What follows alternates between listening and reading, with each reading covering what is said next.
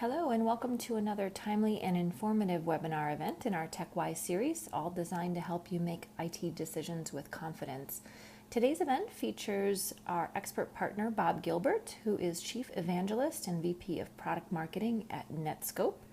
And today's topic, the truth about cloud access security brokers. Bob will help us break down the hype and even give us some insight in how to describe shadow IT to our mothers, if you can believe that. So with that, we'll go ahead and get going. Bob, take it away.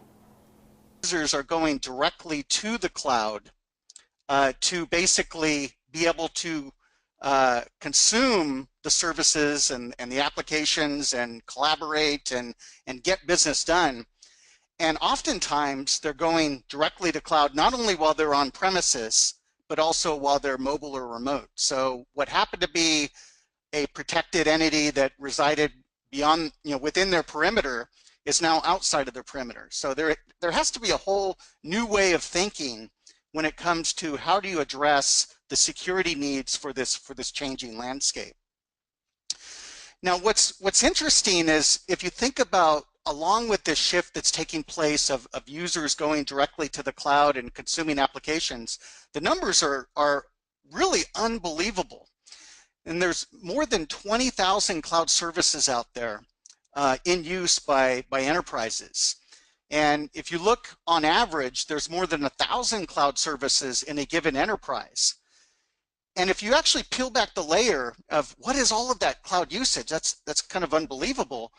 Less than 5% of that is what you call the sanction variety. So these are the applications that basically IT owns and manages and operates, they're in control of. It's like the Office 365, the Salesforce, Workday, et cetera, et cetera. But more than 95% of those cloud services are of the unsanctioned or the shadow IT variety, often shepherded in by lines of business or even users on their smartphone devices that sign up for the applications, add a credit card number, and they're in.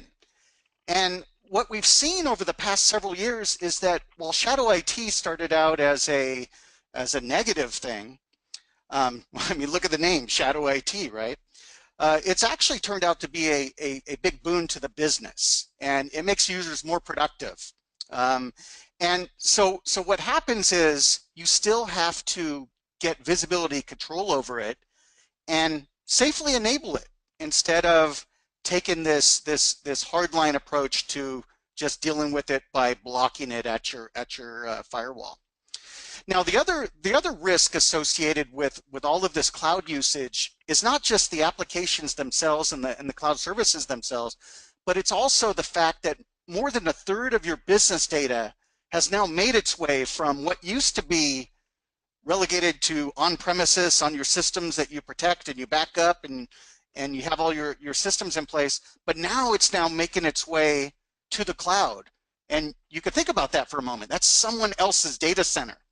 So how do you get visibility and control into all this cloud usage, but perhaps more importantly, where your data is residing, and how do you protect this new world of how applications are being consumed and this new world of the way that users are using cloud services?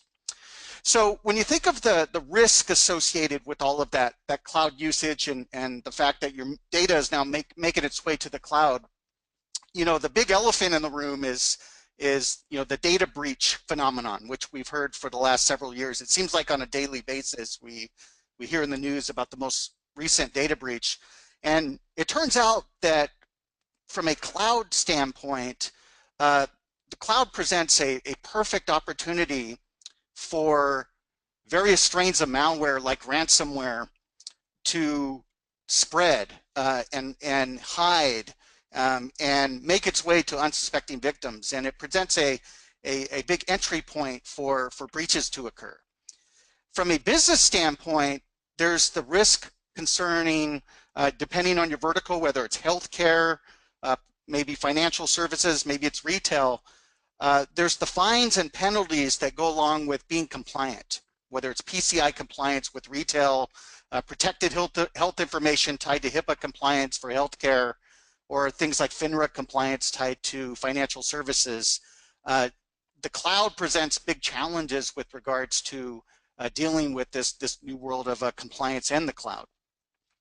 And at the end of the day, the loss or theft of intellectual property or sensitive data, you can argue that data is the lifeblood of any organization. And if you have less control of your data versus what you used to have when everything was on premises, how do you get your arms around this? So really the focus of today's discussion is going to be around this very important category that is gaining a lot of interest in the marketplace, and it's called Cloud Access Security Broker, or CASB. And this has been around for about 4 years. Gartner first came up, coined the CASB term, if you will, about 4 years ago. And what they've identified in their market guide for cloud access security brokers is these 4 pillars. And today I'm going to take you through some of the core use cases that are tied to these pillars. But quite simply, visibility on the upper left is really the starting point for any CASB, and it's about giving enterprises visibility into the cloud services that are in use and being able to assess the risk. Compliance is, now that you get visibility into cloud services, what are you going to do to assess what that means from a compliance standpoint? Again, tied to your particular line of business, and what controls can you put in place to help you address the compliance considerations. Data security is often tied to compliance, and there's 2 key components to that. One is cloud DLP, and the other is encryption. And again, since data is a lifeline, or I should say lifeblood of any organization, data security and protecting that data with DLP and encryption is very important. And then finally, threat protection. And when you think of, again, threats when they meet the cloud, it presents a whole new threat vector when it comes to various strains of malware like ransomware hiding and spreading to multiple victims.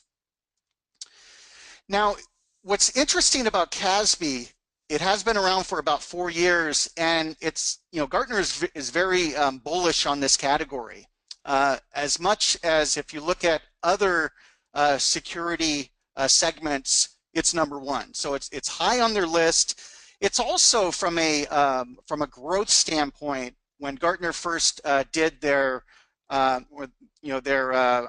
market guide on this, they basically said, listen, there's less than 5% of large enterprises that are using a CASB, and by 2020, which again is just a couple of years away here, we're talking about moving from less than 5% to 85% of large enterprises will have deployed a CASB. So it is a very real challenge, all of this cloud usage and the risk associated with that.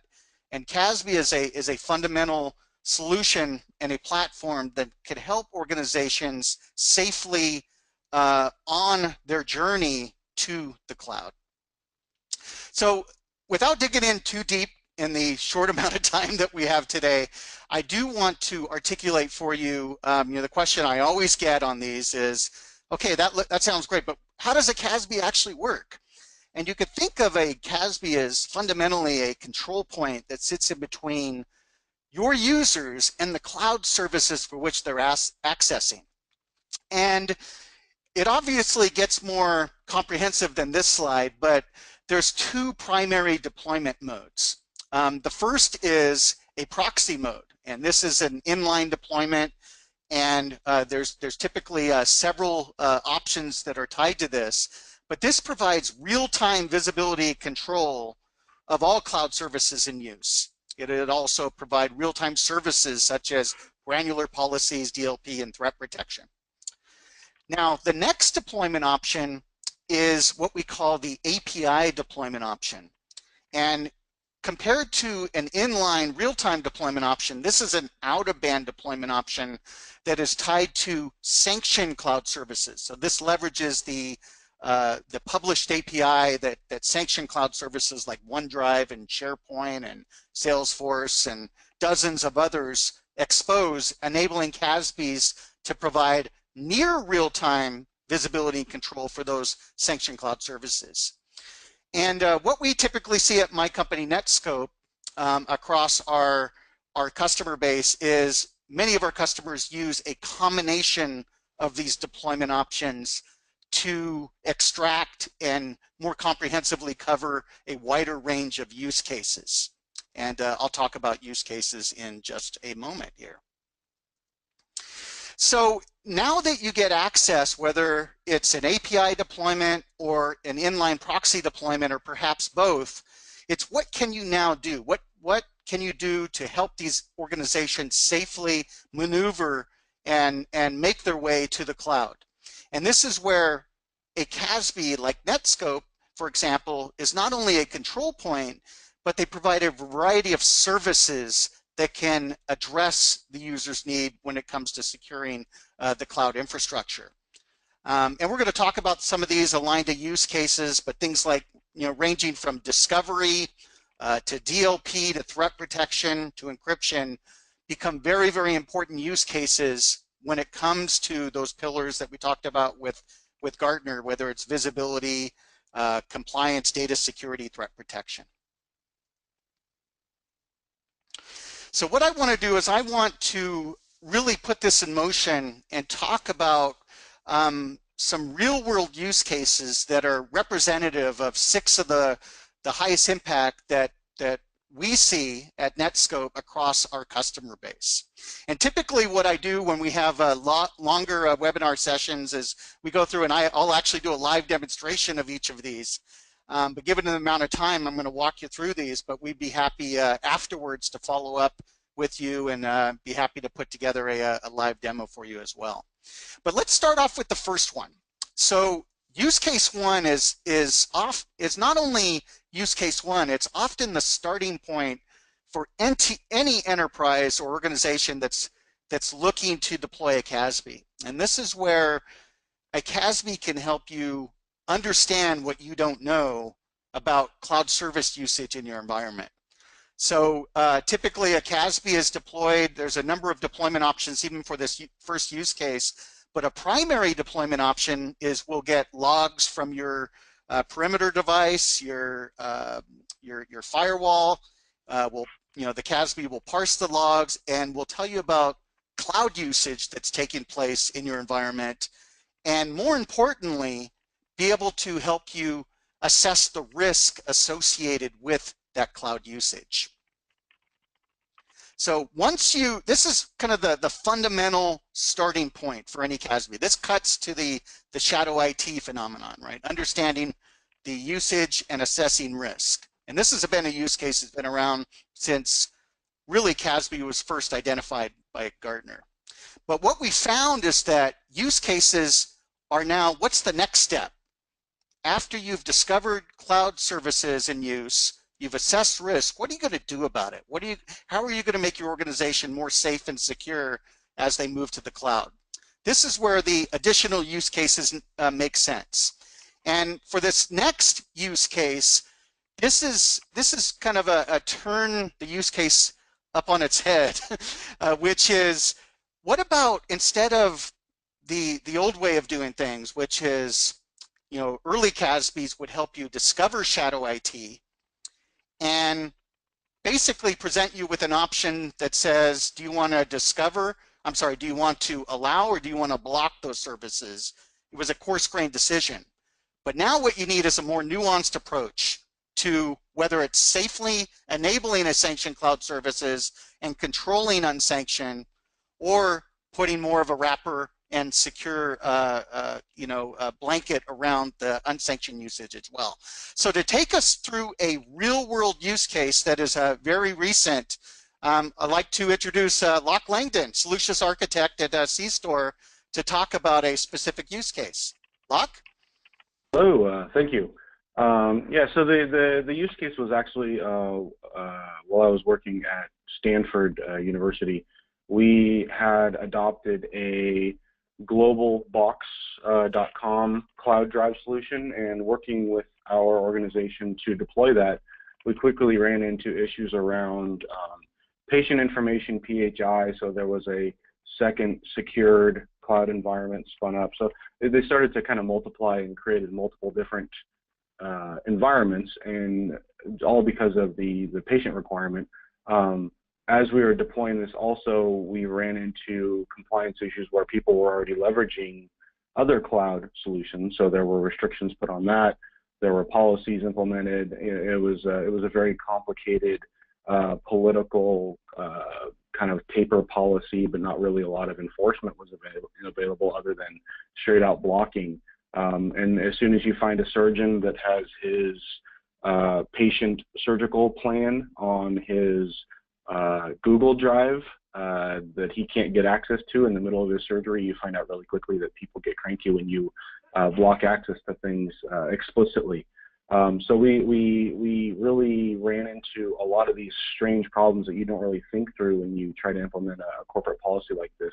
And if we had had something like Netscope, obviously we would have been able to circumvent a lot of these problems, give people a lot of choice, and potentially could even leverage the power of the cloud, which is giving people choice and allowing people to leverage their own cloud solutions that they liked. We could have saved a ton of money potentially by not having to purchase a huge enterprise agreement with one individual cloud company, and it really would have helped us focus in on what we were trying to accomplish, which was protecting company data, protecting patient information, and protecting student information as well. Right. Yeah, Locke, that really cuts to the heart of what allow is the new block is a moniker that we've used at Netscope. And, we're big proponents of, if the situation's right, err on the side of allowing cloud services instead of brute force blocking them. Of course, there's going to be scenarios where you may want to block. It's a very risky app, but there's a lot of cloud services out there. Just because they're not quote unquote sanctioned doesn't mean you need to necessarily block them. So being able to have nuanced control and fine-grained controls to safely enable rather than force block is key. Thank you for that. So the next use case, the third use case, is part of that. How do you safely enable these cloud services?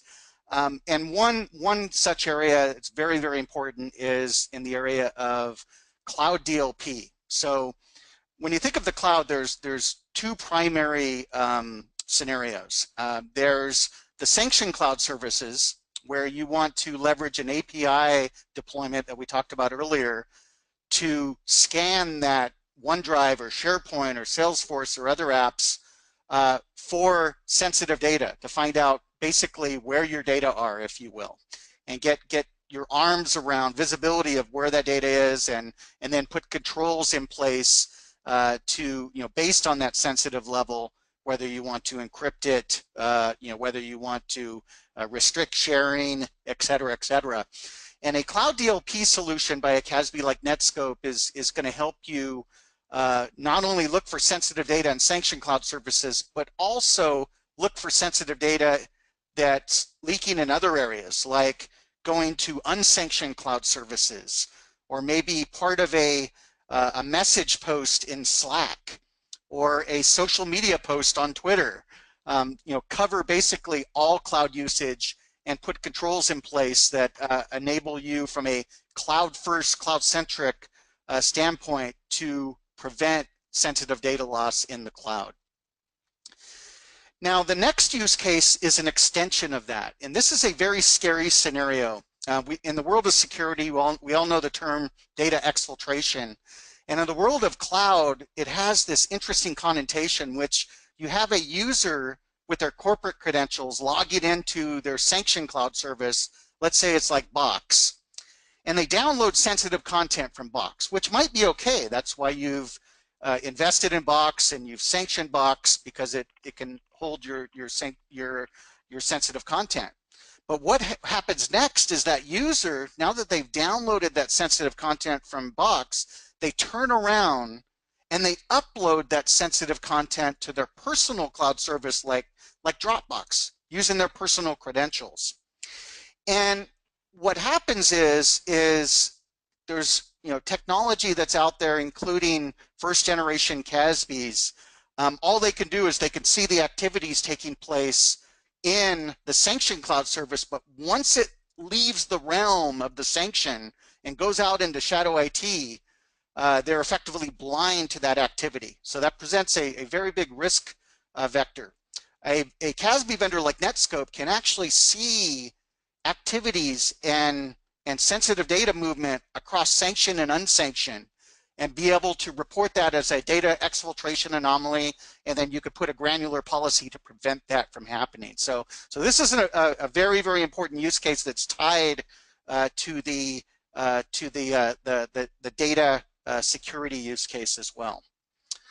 Now, the fourth use case is around this notion of granular access control. So in the example of Office 365, many of our customers are worried about unfettered access, especially users that have unmanaged devices that are logging into OneDrive and pulling down sensitive data onto their daughter's laptop, as an example. So a CASB like Netscope can provide granular controls that can restrict access based on content or user or a variety of conditions, and not allow users, for example, on unmanaged devices that aren't in a particular Active Directory domain to have access. So you could really control at a granular level who has access, again, mitigating risk associated with these cloud services. Now, the last but certainly not least use case is threat protection. And again, this is where you want to have the ability to inspect sanctioned cloud services for the presence of malware, various strains of malware like ransomware, etc., and be able to both quarantine malware that's already made its way to sanctioned cloud services, leveraging the API deployment, but also leverage the inline deployment with threat protection to prevent malware from making its way to its destination.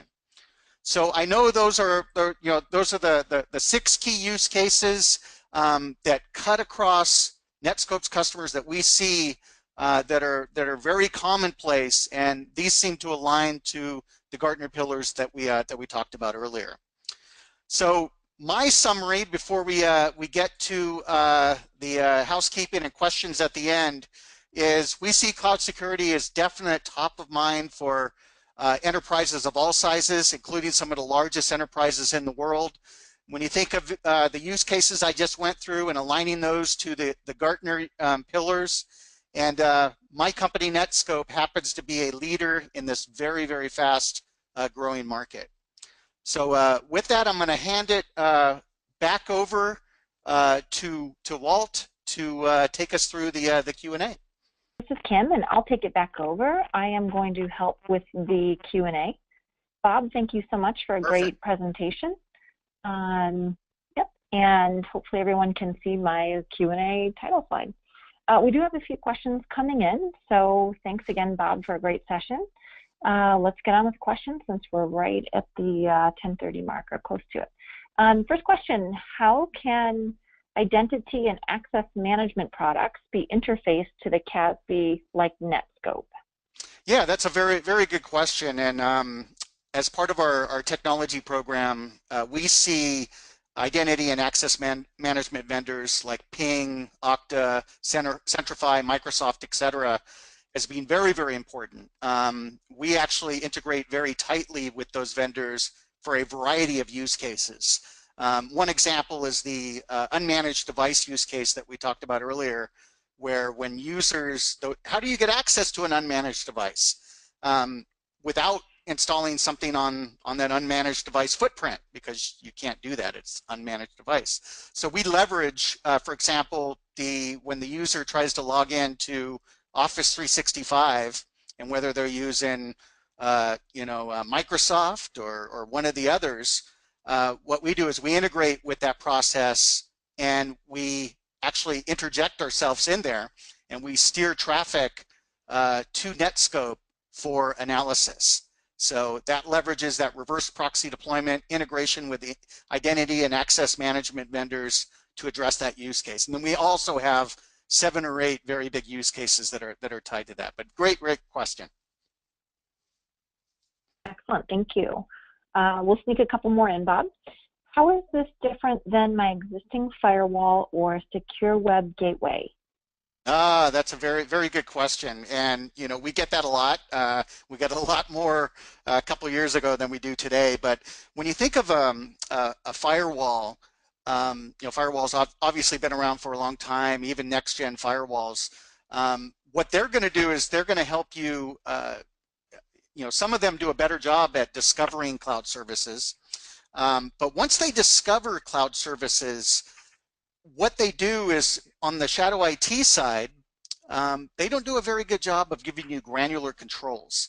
So they don't understand activities and data flow that's taking place across shadow IT. So what you're forced to do then is make a coarse-grained decision on, hey, if you have 1,200 users using Dropbox, do you want to block Dropbox, or do you want to use a CASB solution like Netscope that can actually see the activities that are taking place within Dropbox and block the risky activities, such as a user going in and, just like what we showed, exfiltrating data from Box to Dropbox, and block that. So again, coarse-grained, they're about discovering and blocking. We're about discovering and safely enabling. So it's a big kind of a huge way of not only thinking but approach to addressing cloud security. Great, thank you, Bob. A couple more quick questions. Do I have to deploy agents? Can you address that? Yeah, that's a very good question, and the answer is no. In the case of Netscope, we have this patented all-mode architecture that includes reverse proxy, forward proxy. We have agent deployments. The time that you want to deploy an agent, it has its use cases, is primarily when you're dealing with mobile and remote users, especially when they're connecting to shadow IT. Because otherwise you don't have any other theoretical way to get access to that traffic. So if you want to mitigate risk associated with that risk profile of those users that are on remote and mobile and connected to shadow IT, an agent is a deployment, but it's not by any means required for all use cases. Great, thank you. I think we'll sneak one more in because this is a pretty good question. It may warrant a whole nother webinar on its own. I don't know, but it's kind of a big one. There are a lot of CASB vendors out there. What makes one better than the other? Wow, you're right. This could probably be a webinar in itself, right. But I'm gonna make it simple for you. That's a very good question. Great. When you look at Netscope, we were architected for safe cloud enablement. And what I mean by that is, first and foremost, we cover 95% of the cloud traffic that other CASBs miss. So what I mean by that is, we started this discussion today talking about shadow IT, and we provide granular visibility control not only for sanctioned cloud services like Office 365, but also for shadow IT, and that's a big differentiation. You have to enable, in order to safely enable shadow IT, you have to see what's going on, and we do the best at that. That includes a lot of details, like being able to see, the difference between personal instances of Box versus a corporate instance, covering users that are mobile, on premises, and remote through that flexible architecture. So that's one. The second thing is we also have a very effective cloud DLP solution that's industry leading. Not only does it have a lot of features, a lot of coverage, but you can inspect more cloud services and cover your range of what you're inspecting. And then third, last but certainly not least, is threat protection. We have very advanced threat protection for the cloud that starts with inspecting sanctioned cloud services for various strains of malware like ransomware and quarantining it, but also preventing malware from making its way to its destination. And we have advanced techniques that other CASBs just do not have. So that's basically the summary. Great question. Excellent. Thank you so much, Bob. That actually concludes our Q&A portion for today. Thank you, everyone, for attending.